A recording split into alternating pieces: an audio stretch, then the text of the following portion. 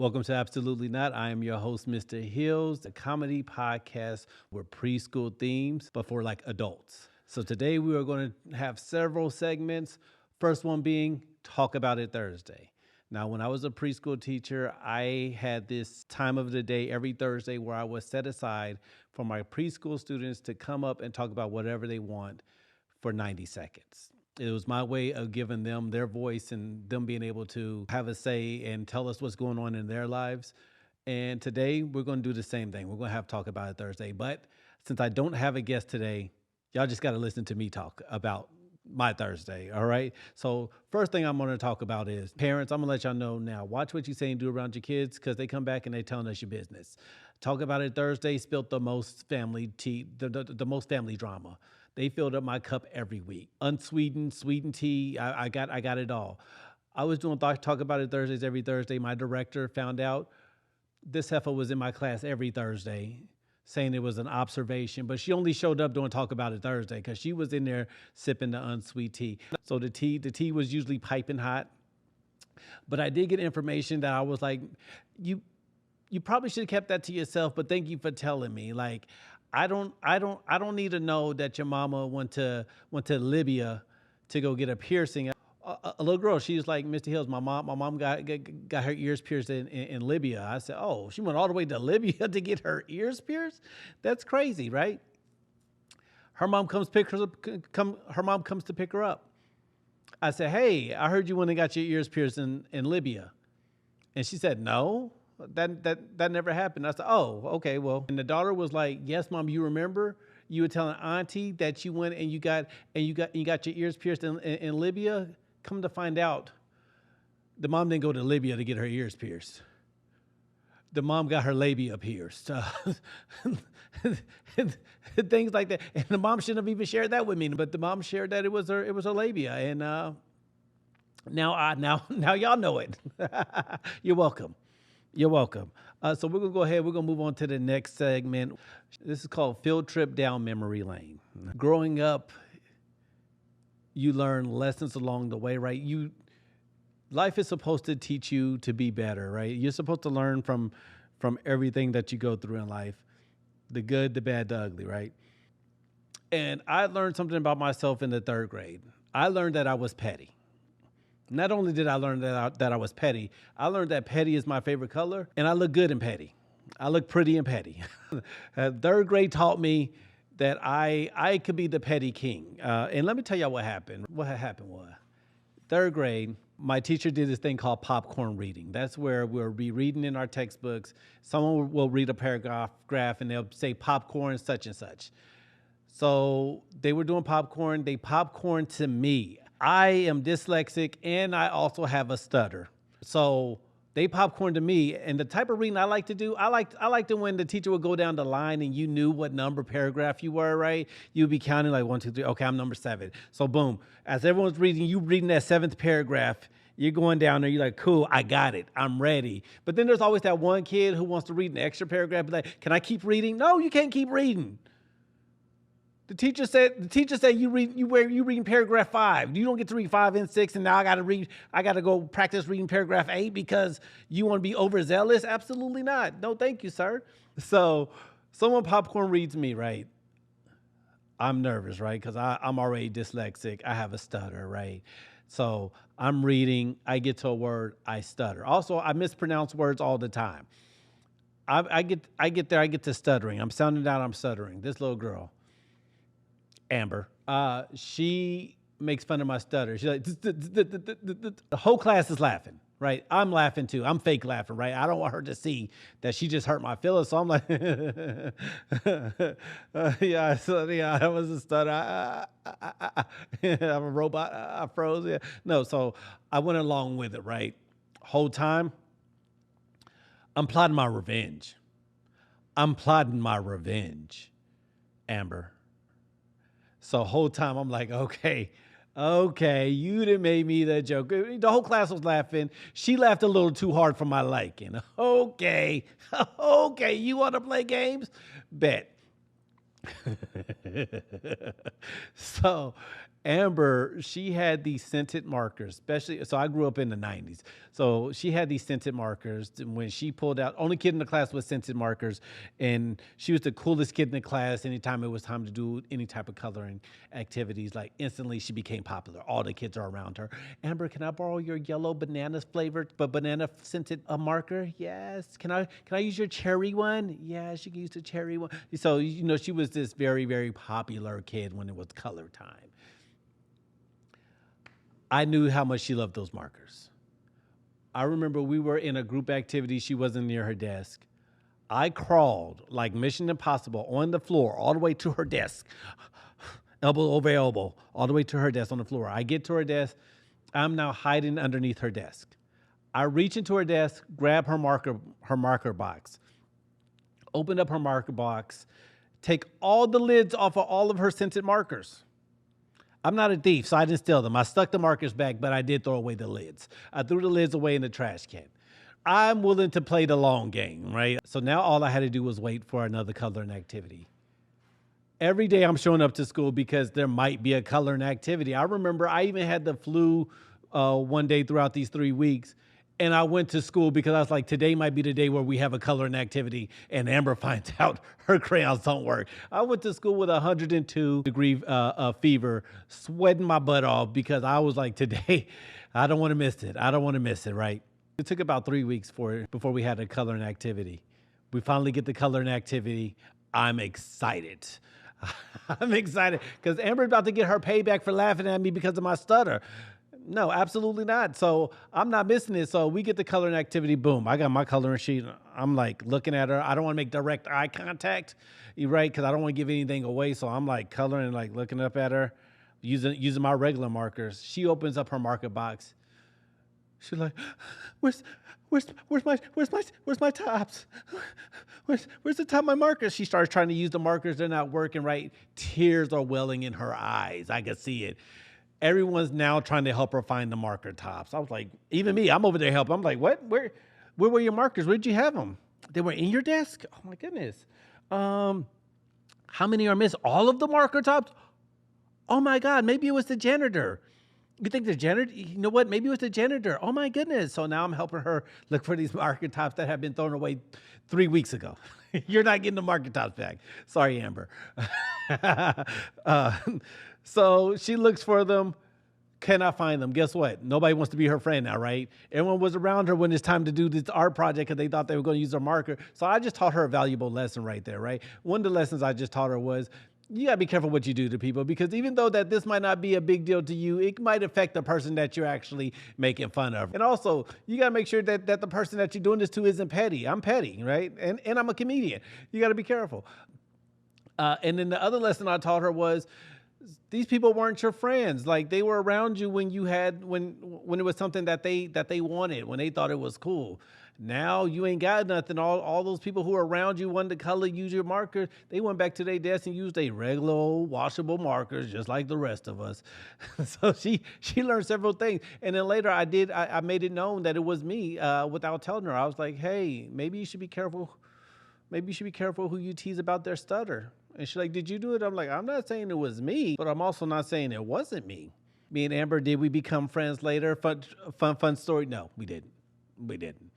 After elementary, I never seen her again. So Amber, if you're watching this, it was me. But then now that I know that I'm petty, I try to make sure I'm not in situations to where I feel like I need to be petty, right? I'm not petty all the time. I know how to let things go. But then there's times where I'm like, you know what?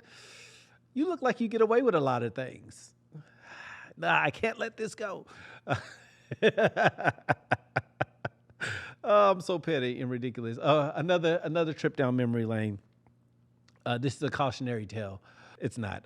So I remember in the 90s, we would go on these field trips, right? I went on the field trip to the Alamo. I think they might still do the Alamo out here. It like every year, certain grade goes to the Alamo, San Antonio, Texas. I have this friend named Brandon, and Brandon, he was this white kid. He didn't get in very much trouble. I'm gonna let y'all know this right now. And I hung around him, and I realized that our parents were completely different because he was doing things that was wilding, And the things he was doing, I was like, my dad would literally kill me. Like they would have a whole memorial service for me, and you would probably be invited after my dad killed me. So we're on this field trip. We hop on the school bus. Me and Brandon, we decided we're gonna sit at the back of the school bus. And on the back of the school bus, he pulls out this little tin. It looked like the tin of mints. It looked like Altos or whatever they're called. And I was like, "Ooh, mints!" And he said, "No, it's tobacco." I said, "Tobacco?" He said, "Yes, dipping tobacco." I didn't know what dipping tobacco was, but I was like, "Let's try it." And it was mint flavored, right? He opens it. It looks like brown grass is what it looked like to me, like shred look like pencil shavings.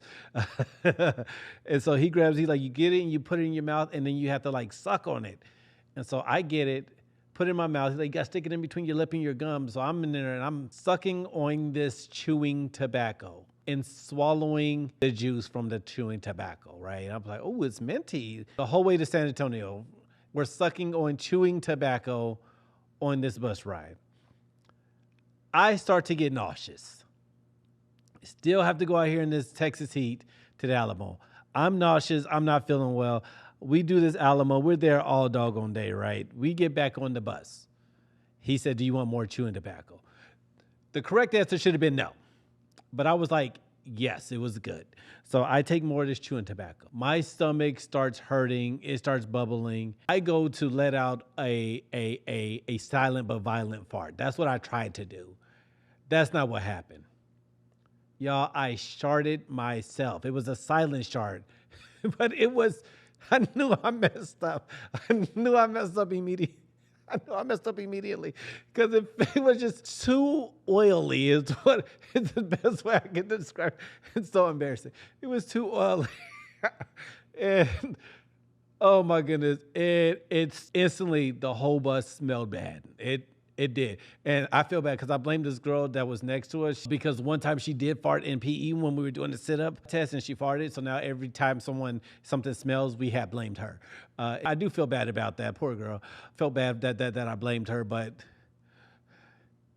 I couldn't be the kid that was dyslexic, stuttered, and shitted himself. So we blamed it on her. We just said that she farted, right?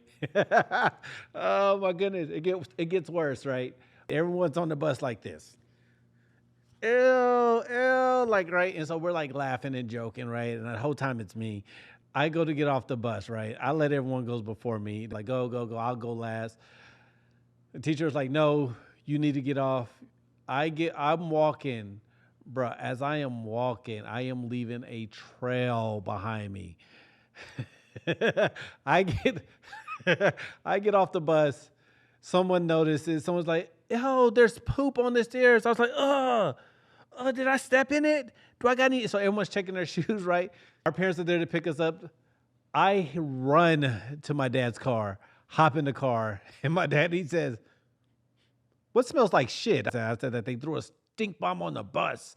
And he was like, "Oh, well, whoever did that need to get their ass kicked," right? I didn't say nothing about it for years. I eventually told my brother, and he was like, "Oh, I heard about it. Everyone was saying it was a stink bomb and that someone pooped on the bus." So I said, "Yep, that was me. I was the poop bandit." But I say all that to say, don't swallow dipping tobacco. In fact, just don't get dipped to begin with. I'll do one more trip down memory lane. I realized that there are different types of parents. I have students who I can call their parents, and I know that their parents are gonna be like, "Hey, that's not okay." Then there's the parents who want to be their kid's best friend. I hate those parents. The best friend parents, I hate those. My dad was never my best friend as a kid. He's my best friend now, but as a kid, my dad showed up randomly to my school. I was in middle school. A student ran into the classroom. He said, "Hey, your dad's here." I said, "My dad?" He's like, "Yes." I was like, "How do you know?" And he said, "Well, he looks like you. He has really big glasses and he has a wooden paddle." When he said wooden paddle, I knew for a fact it was my father. I said, "Yep, that's him." I straightened up because I was the class clown. I was in there telling jokes, not following instructions. As soon as they told me that, I straightened up immediately. Me and my brother, we were in the same grade. He's my stepbrother, so he was 2 months younger than me. My dad comes to my classroom, tells me to come out, right? Like then in the 90s, you just go to the front office, you get a tag, and then they let you roam the doggone school as long as you had a name pass. So my dad came over there, came to my classroom, got me out of class. He said, we're doing locker checks. And I was like, oh, snap. Basically, he just want to make sure you ain't got no drugs in there and that your locker is clean and that you ain't got no unfinished work in there. He goes to my brother's locker first. My brother's locker is a mess. Unfinished works, homework he didn't take home. It's a complete mess. My brother's locker is only half as messy as my locker, right? My dad was like, oh, yeah, you about to get your butt whooped right here in school, right? My dad was serious. It wasn't the first time my dad has whooped any of us at school in the hallway. And I mean, I've never been whooped in school, right? And I couldn't let this be the day, right? Because I didn't already told all my friends that I don't get whoopings, right? I didn't already lie to my friends. I didn't talk the big game saying, I wish my daddy would whoop me and watch what happens, right? So I've already made it seem like I don't get whoopings. I tell my dad, as he's going through my brother's locker, I said, I need to go to the bathroom. He said, hurry up, your locker's next. My locker's on the other side of the school, and it's upstairs, right? Right now we're on the first floor. So I walk towards the bathroom, and then there's this wall that you can duck behind to go to the other side of the school. So I walk towards the bathroom. As soon as I bend that corner, I start hauling ass. I am running down the hallway, run up these stairs, all the way to my locker. I'm opening up my locker. I'm so nervous. I had to try the code 3 or 4 times, right? Get my locker open. I'm taking all the stuff out. I'm grabbing all the trash, all the loose papers, everything. And I got to do this quick because my dad, I'm next. I'm next for him to come look at my locker.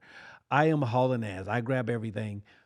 I'm about to throw it in the trash can next to my locker, but then I said, what if my dad checks this trash can? So then I run downstairs all the way across the school, throw it in one of those trash cans, run all the way back to where my dad and my brother is.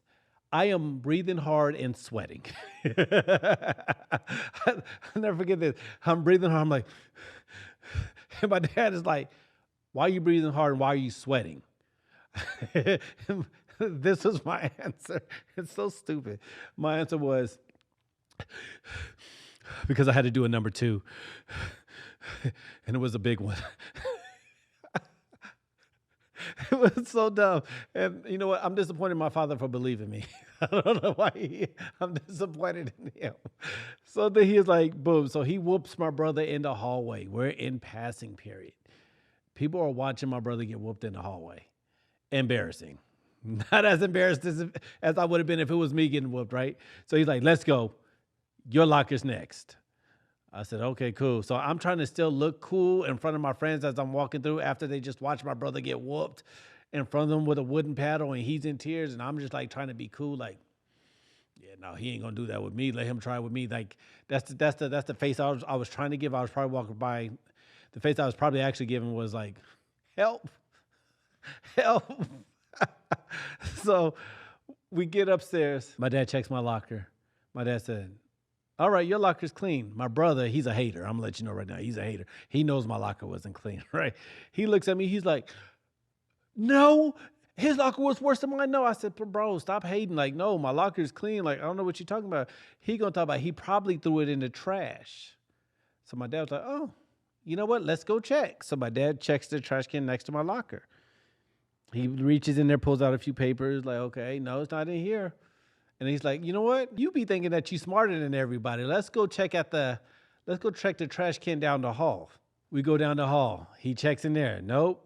I was like, I told you, like, I don't know why he would say that. Like, he mad because he got in trouble. Like, he always trying to get somebody in trouble with him. Yeah, no, my brother was right. I definitely cleaned out my locker. So my brother's the only one who got whooped that day. So I went the whole rest of the year watching the door for my dad, but also making sure my locker was clean. Because my dad, he just did random pop-ups. And he wasn't afraid to whoop you in front of the class. He wasn't afraid to cuss out other people's kids. So he definitely wasn't afraid to cuss us out in front of anybody. The moral of the story is don't be friends with your children. Just pop up on them sometimes. Make sure that they're doing the right thing. Thank y'all for being here with me with Absolutely Not. My name is Mr. Hills. Shout out to Dawa for allowing me to have this studio space to film this podcast. Shout out to y'all for being here and watching this podcast. You think I'm grinding for myself? Absolutely not. Think I'm speaking for my health? Absolutely not.